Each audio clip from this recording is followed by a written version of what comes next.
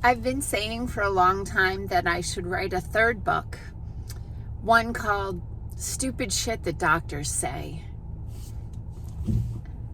Good morning. I'm Dr. Patty Barch, a traditional naturopath, founder and owner of Naturally Unbridled Wellness and naturallyunbridled.com, where we focus on wellness solutions, not disease management. This is Down the Ridge with Dr. Patty, where I give you 7 to 10 minutes of holistic life and wellness information on my way to work. And there's a lot of potholes in the driveway because of the old freeze-thaw cycle, and we have a gravel driveway, so a little bumpy on the way out. Anyway, what spurred this conversation? Well, let's back up the bus a little. So there's just things that have happened, over my over a decade in practice, where clients will tell me things that their medical providers have said to them, sometimes after they've revealed that they're working with a voodoo doctor like me, right? One person had waited months to get in with a neurologist, and when she mentioned to the neurologist that she was working with a naturopath, the neurologist literally Googled me during the woman's appointment that she waited months for, right? Because that's what she's paying for, right? For her doctor to go online with the full intent of discrediting me. Another client who was a young woman who was on blood pressure medicine and was hoping to get off of her blood pressure medicine before starting a family, and mentioned to her doctor that she was working with a naturopath and a chiropractor to try to get off of her blood pressure medicine because she thought it would be a better idea to not have these chemicals in her body and to try to restore her body back to functioning optimally on its own, which she successfully did, by the way. That doctor said, "Aren't you planning on having a family?" And the woman said, "Yes, that's part of the reason why I want to get off of this prescription." And the doctor replied, "Well, don't come crying to me if your baby is born with 2 heads." And then the next one, and of course I could go on and on forever, but I'll give you one more and then I'll tell you what started this story. The third one was a middle-aged woman who had gone to her doctor for her annual checkup, and the woman expressed concern about weight gain and mentioned to her doctor that she would like to lose some weight. And her doctor had this eureka moment where he went, quick look through some papers, and he said to her, "If you gained 25 more pounds, you'll qualify for gastric bypass surgery." Right? Let that sink in for a minute. So anyway, what spurred this conversation? One of my inner circle peeps had to go to, I don't know if it was the emergency room or urgent care or whatever, but medical people yesterday to rule out appendicitis, which is, important to rule out. And emergency medicine is really the most appropriate form of medicine. You definitely want to have medical professionals helping you in a medical emergency. And so, appendicitis can be lethal, and it's important, if that is what's going on, that you get medical attention.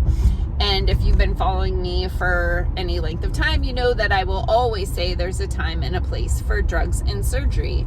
And so this person went to the urgent care emergency room facility suspecting appendicitis, and somehow mentioned to the nurse that she was involved in natural health or interested in natural health. And the nurse replied that today you get to see how real science works. Okay? So let's talk about something called iatrogenic death.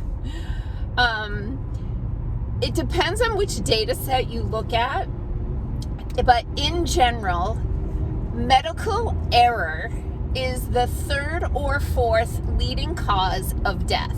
Now, it's left off of a lot of lists because it's not a disease that they can create a foundation for or create a drug to cure or do it like research, get research grants for.